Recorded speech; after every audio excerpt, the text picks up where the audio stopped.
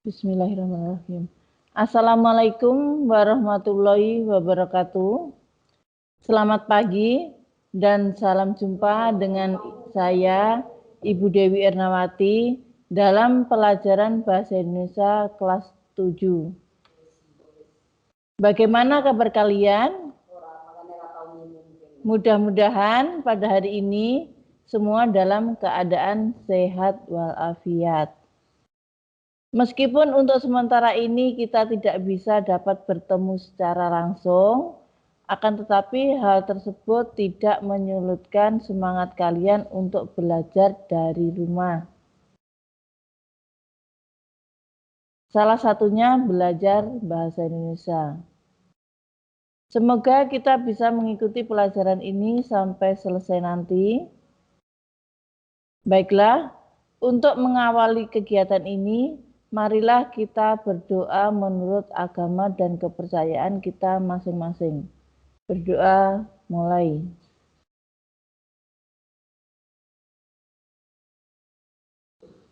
Berdoa selesai.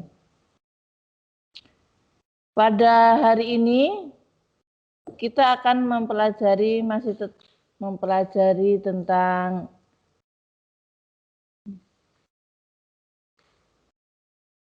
bab 5 tentang teks laporan hasil observasi, tapi bagian keempat yaitu merangkum teks laporan hasil observasi.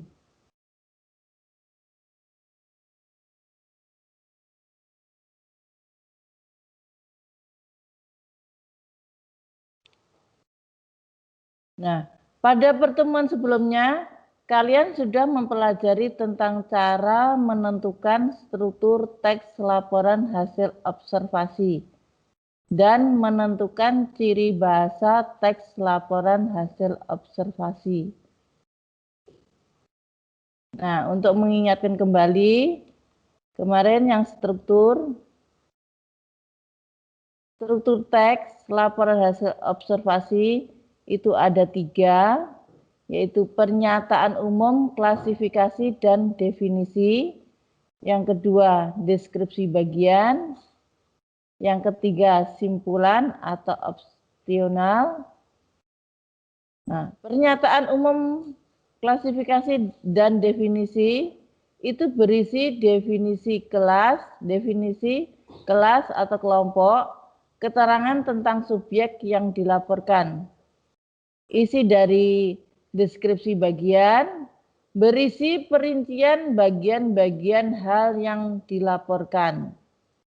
Simpulan itu berisi ringkasan umum hal yang dilaporkan. Jadi struktur teks laporan hasil observasi itu ada 3 ya. Diingat-ingat yang kemarin sudah disampaikan oleh Ibu Neti. Pernyataan umum, deskripsi bagian, dan simpulan. Sekarang menentukan ciri bahasa dalam teks LHO atau laporan hasil observasi.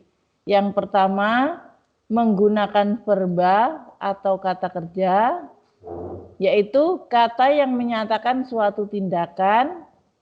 Contohnya, memberikan, dibedakan, berkembang, duduk, pergi, makan, tidur, bertelur, dan lain-lain. Itu merupakan contoh kata kerja. Yang kedua, menggunakan nomina atau kata benda, yaitu kata yang menyatakan nama orang, tempat, atau semua benda yang dibendakan. Contohnya, pupuk, tanaman, hewan, kesehatan, batu. Itu merupakan contoh dari kata benda. Yang ketiga, menggunakan istilah teknis. Istilah teknis adalah kata atau gabungan kata yang dengan cermat mengungkapkan makna konsep, proses, keadaan atau sifat yang khas dalam bidang tertentu. Contohnya pada istilah biologi. Contohnya abiotik, amputasi, anatomi, embrio, genetika, dan sebagainya. Yang keempat, menggunakan kalimat definisi, yaitu kalimat yang memberikan penjelasan umum tentang suatu benda, hal, aktivitas, dan lain-lain. Ciri kalimat definisi itu menggunakan kata merupakan, ialah, yaitu, adalah, disebut. Nah, jadi itu yang menggunakan kalimat definisi. Menggunakan kata merupakan, ialah, yaitu, adalah, disebut, dan sebagainya. Contohnya, kambing merupakan hewan herbivora. Yang kelima, menggunakan kalimat deskripsi, yaitu kalimat yang menggambarkan sifat-sifat atau ciri-ciri khusus dari suatu benda. Sifat-sifat tersebut biasanya merujuk pada hal khusus yang bisa ditangkap oleh panca indera. Contohnya, awan mendung berwarna hitam pekat. Nah, itu kan yang bisa ditangkap oleh panca indera. Kambing memiliki bulu lebat di sekujur tubuhnya. Itu contoh kalimat deskripsi. Nah, sekarang pada pelajaran hari ini itu KD-nya KD 4.8 itu menyajikan rangkuman teks laporan hasil observasi yang berupa buku pengetahuan, kaidah kebahasaan atau aspek lisan. Itu ya. Jadi KD-nya 4.8. Indikatornya merangkum teks laporan hasil observasi. Tujuan pembelajaran setelah menyimak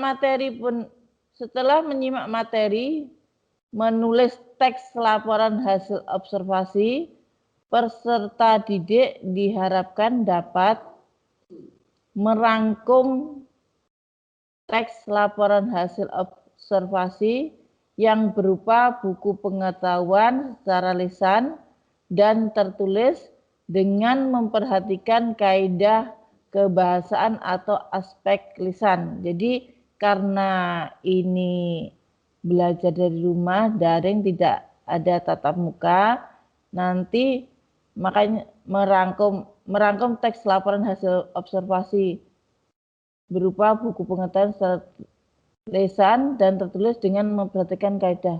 Jadi tidak perlu lisan, jadi nanti merangkum dalam bentuk tulisan. Materi pokok, cara merangkum teks laporan hasil observasi.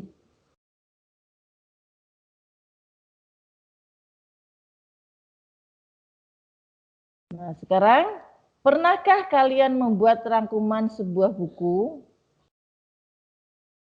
Nah, sekarang, apa yang harus dilakukan ketika menyusun sebuah rangkuman? Rangkuman pada hakikatnya merupakan hasil menyusun gagasan-gagasan utama sebuah teks menjadi teks yang lebih singkat dengan mempertahankan isi dan sudut pandang pengarang. Jadi, sistematika dan urutan gagasan dalam teks asli harus tetap dipertahankan. Nah, pada pelajaran yang kemarin-kemarin itu kalian kan sudah mempelajari tentang gagasan-gagasan utama. Sudah dijelaskan oleh Bapak Ibu guru yang kemarin. yaitu tentang cara mencari gagasan-gagasan utama. Nah, sekarang langkah-langkah menyusun rangkuman. Yang pertama, membaca teks asli. Yang kedua, mencatat butir-butir gagasan teks. Yang ketiga, merangkai butir-butir gagasan pokok yang telah dicatat ke dalam pernyataan yang diringkas. 4. Membaca kembali rangkuman yang telah dibuat. Nah, sekarang ini penjelasannya. Sekarang yang pertama, membaca teks asli. Teks asli merupakan sumber utama dalam kegiatan merangkum teks. Oleh karena itu, perangkum harus membaca teks asli secara cermat dan teliti hingga tuntas. Hal ini dimaksudkan agar perangkum memperoleh gambaran umum, isi teks, dan sudut pandang pengarang. Jika perlu, bacalah teks asli berulang-ulang agar benar-benar mampu memahami isinya. Yang kedua, mencatat butir-butir gagasan teks. Catatlah butir-butir gagasan pokok teks yang sangat penting dan bermanfaat sebagai dasar penyusunan rangkuman. Yang perlu dijaga, urutan gagasan yang dicatat harus mengikuti urutan gagasan dalam teks asli. Jadi tidak boleh diloncat-loncati, harus urut. Butir-butir gagasan pokoknya itu harus urut. Dan yang ketiga, merangkai butir-butir gagasan pokok yang telah dicatat ke dalam pernyataan yang ringkas. Usahakan rangkaian butir-butir gagasan yang dirangkum tidak menyimpang dari gagasan yang tertuang dalam teks asli. Jika ragu atau ada gagasan yang dianggap menyimpang, perangkum perlu membuka kembali teks yang dirangkum. Yang keempat, membaca kembali rangkuman yang telah dibuat. Bacalah kembali rangkuman yang telah dibuat, kemudian segera perbaiki kesalahan-kesalahan yang ditemukan. Jadi kalau tidak sesuai dengan isi teks aslinya, itu segera perbaiki kesalahan-kesalahan. Terus kesalahan-kesalahan penulisan, ejaan, itu harus diperhatikan. Nah, sekarang coba perhatikan teks LHO berjudul Nangka dan butir-butir gagasan berikut ini. Teksnya berjudul Nangka. Ini teks laporan contoh teks laporan hasil observasi berjudul Nangka. Nangka adalah nama sejenis pohon sekaligus buahnya. Pohon nangka termasuk ke dalam suku Moraceae. Nama ilmiahnya adalah Artocarpus heterophyllus. Dalam bahasa Inggris, nangka dikenal sebagai jackfruit. Nah, ini bisa dicari butir-butir gagasannya. Nih, nangka sejenis pohon sekaligus menjadi nama buahnya. Jadi gagasannya aja yang dicari. Dari setiap paragraf itu nanti dicari gagasannya, gagasan pokoknya. Pohon nangka umumnya berukuran sedang sampai sekitar 20 meter tingginya. Walaupun ada yang mencapai 30 meter. Batang bulat silindris sampai berdiameter sekitar 1 meter.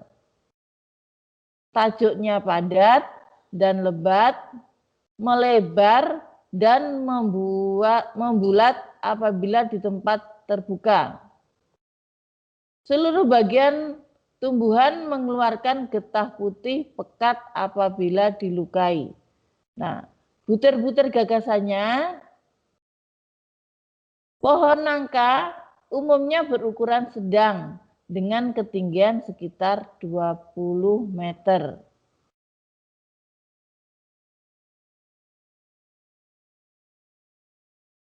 Daun tunggal tersebar bertangkai 1–4 cm. Helai daun agak tebal seperti kulit, kaku, bertepi rata, bulat telur, terbalik sampai jorong atau memanjang. 3,5–12 kali 5–25 cm. Dengan pangkal menyempit sedikit demi sedikit dan ujung pendek runcing atau agak runcing. Daun penumpu bulat telur lancip, panjang sampai 8 cm, mudah rontok dan meninggalkan bekas serupa cincin. Butir-butir gagasannya, daunnya tunggal, tersebar, dan bertangkai dengan helai daun yang tebal. Tumbuhan nangka berumah satu atau monoecious. Perbungaan muncul pada ketiak daun, pada pucuk yang pendek dan khusus, yang tumbuh pada sisi batang atau cabang tua. Bunga jantan dalam bongkol berbentuk ganda atau gelendong. 1–3 kali 3–8 cm. Dengan cincin berdaging yang jelas di pangkal bonggol, hijau tua, dengan serbuk sari kekuningan dan berbau harum samar apabila masak. Bunga nangka disebut babal. Setelah melewati umur masaknya, babal akan membusuk, ditumbuhi kapang, dan menghitam semasa masih di pohon, sebelum akhirnya terjatuh. Bunga betina dalam bonggol, tunggal, atau berpasangan, silindris atau lonjong, dan berwarna hijau tua. Butir-butir gagasannya, tumbuhan nangka berumah satu dengan perbungaan muncul pada ketiak daun. Itu gagasannya. Buah majemuk atau sincrab berbentuk gelendong, memanjang, seringkali tidak merata, panjangnya hingga 100 cm. Pada sisi luar membentuk duri pendek lunak. Daging buah yang sesungguhnya ada perkembangan dari tenda bunga, berwarna kuning keemasan apabila masak, berbau harum, manis yang keras, berdaging, kadang-kadang berisi cairan atau nektar yang manis. Biji berbentuk bulat lonjong sampai jorong agak gepeng, panjang 2–4 cm, berturut-turut tertutup oleh kulit biji yang tipis coklat seperti kulit, endokarp yang liat keras keputihan, dan eksokarp yang lunak. Keping bijinya tidak setangkup. Butir-butir gagasannya, buah majemuk berbentuk gelendong memanjang.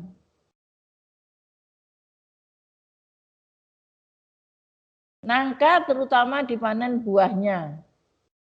Daging buah yang matang seringkali dimakan dalam keadaan segar,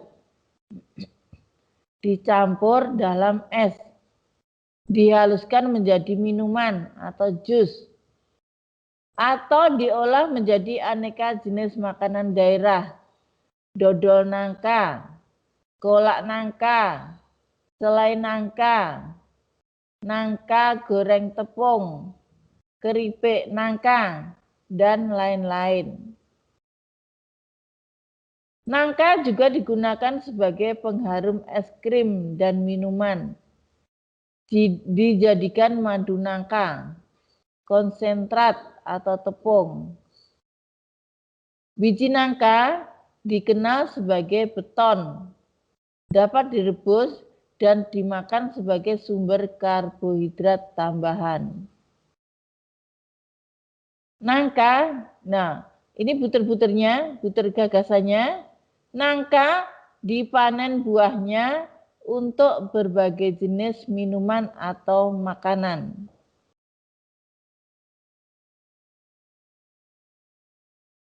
Selanjutnya, biji nangka juga bisa dijadikan satu dengan masakan kolak nangka. Nangka maupun biji nangka juga bisa digabung dengan masakan kolak pisang atau buah sukun. Biji nangka juga bisa dijadikan tepung.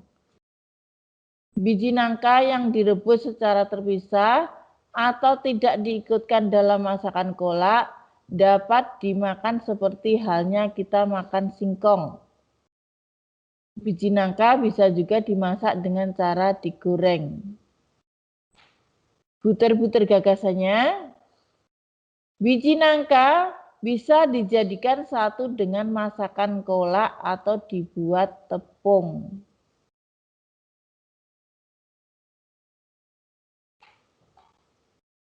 Buah nangka muda sangat digemari sebagai bahan sayuran di Sumatera, terutama di Minangkabau. Dikenal masakan gulai cubadak atau gulai nangka. Di Jawa Barat, buah nangka muda antara lain dimasak sebagai salah satu bahan sayur asam. Di Jawa Tengah dikenal berbagai macam masakan dengan bahan dasar buah nangka muda, disebut gori, seperti sayur lodeh. Masakan megono,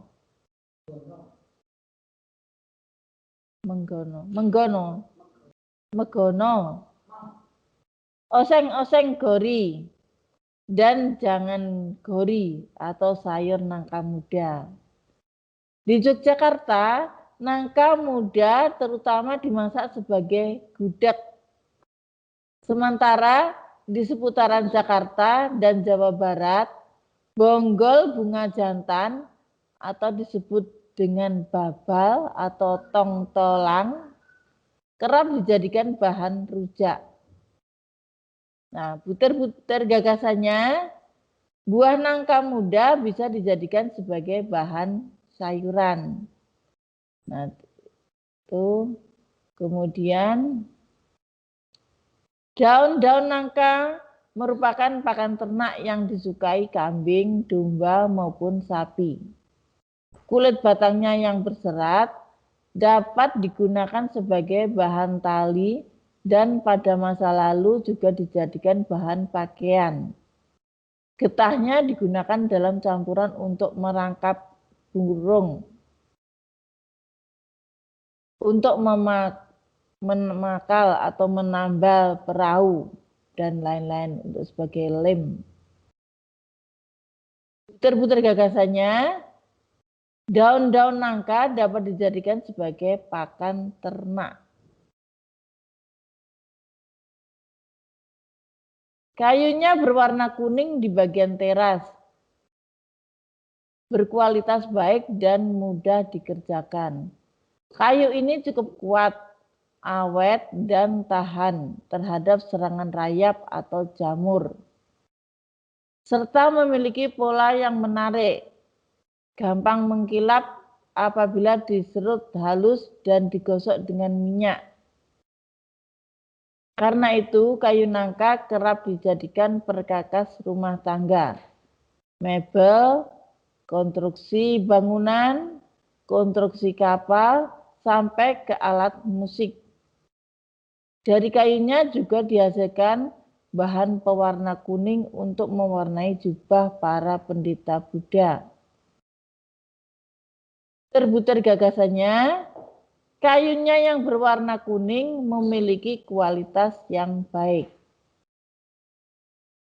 Nah, sekarang berdasar cara merangkumnya, berdasarkan butir-butir gagasan tersebut, kita rangkaikan menjadi sebuah rangkuman. Jadi dari hasil butir-butir yang kita cari, kita tentukan tadi, kita rangkaikan akan menjadi sebuah rangkuman. Jadi teks LHO yang berjudul nangka tadi bisa dirangkum berdasarkan butir-butir gagasan. Nangka adalah sejenis pohon sekaligus menjadi nama buahnya. Pohon nangka umumnya berukuran sedang dengan ketinggian sekitar 20 meter. Daunnya tunggal, tersebar, dan bertangkai dengan helai daun agak tebal. Tumbuhan nangka berumah satu dengan perbungaan muncul pada ketiak daun. Buahnya tergolong buah majemuk yang berbentuk gelendong memanjang. Nangka dipanen buahnya untuk berbagai jenis minuman atau makanan. Bijinya bisa dijadikan satu dengan masakan kolak atau dibuat tepung. Buah nangka muda biasanya dijadikan sebagai bahan sayuran. Daunnya dapat dijadikan sebagai pakan ternak. Dan kayunya yang berwarna kuning memiliki kualitas yang baik. Nah, itu tadi contoh dari merangkum buku teks laporan hasil observasi. Nah, sekarang materinya sampai di sini. Apakah ada yang bertanya, yang ingin bertanya? Ibu persilahkan.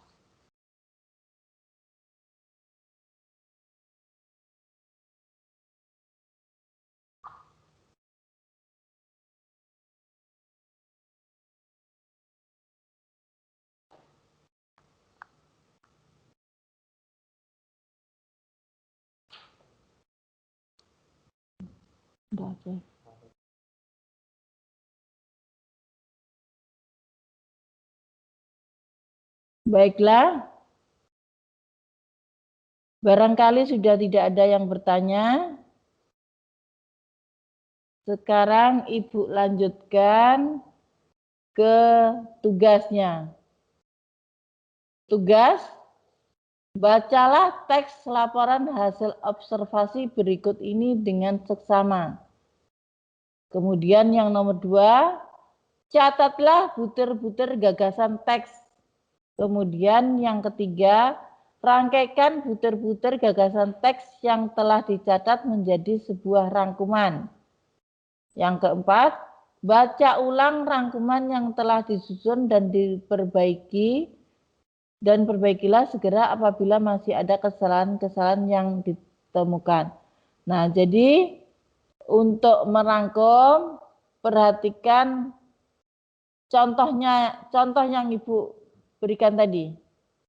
Jadi contohnya seperti itu, teksnya, terus nanti setiap paragraf itu dicari butir-butir gagasan teksnya. Pertanyaan dari Luan, dia bertanya apakah butiran gagasan dengan gagasan utama itu sama? Pertanyaan itu. Ya. Ini dari siapa? Muhammad Luki Safyan. Assalamualaikum Bu, saya mau bertanya apakah butiran gagasan dengan gagasan utama itu sama? Butiran gagasan dan gagasan utama itu sama, jadi intinya. Atau ide pokok, bisa juga disebut ide pokok, bisa disebut juga gagasan utama dan atau butiran-butiran gagasan. Nggak ada. Nah itu tadi ya. Ya jadi nanti tugasnya itu lihat contohnya yang ada di materi itu tadi. Jadi setiap paragraf dicari gagasan utama atau butir-butir gagasan. Jadi gagasan utama itu bisa disebut ide pokok, gagasan pokok, gagasan utama, itu sama itu. Nah, teksnya juga sudah ada di ini, Ibu tuliskan di materi di sini lengkap. Nah, ini bayam, judulnya bayam ya. Jadi nanti setiap paragraf itu kalian cari ide pokok atau gagasan utama atau butir-butir gagasan. Setiap paragraf, kemudian kalau sudah ditemukan butir-butir gagasan, kemudian digabung, nah itu namanya rangkuman. Nah ini sudah ada teksnya, jadi kalian tidak perlu lihat di buku lagi, karena bukunya kalian tidak ada. Ini tidak ada di buku perpus. Jadi untuk tugas, ini nanti ditulis seperti contohnya tadi yang Ibu sampaikan tadi. Nah, kemudian Ibu ingin mengingatkan kembali, tadi Pak Caesar juga sudah mengingatkan bahwa tugas-tugas kalian itu masih banyak yang belum dikirim. Nah, tolong yang merasa belum mengirim tugas, segera mengirimkan tugas, karena kalau nanti sudah banyak, nanti jadi malas. Ini untuk tugas bahasa Indonesia, ini tugas keempat. Jadi kalau mengumpulkan tugas, jangan lupa dikasih nama, kelas, nomor absen.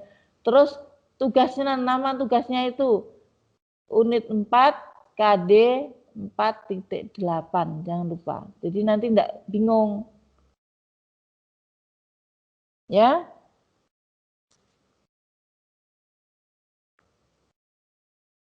Nah, saya kira sekian dulu materi yang Ibu sampaikan. Dan mudah-mudahan kalian sehat-sehat semua. Sekian, wassalamualaikum warahmatullahi wabarakatuh.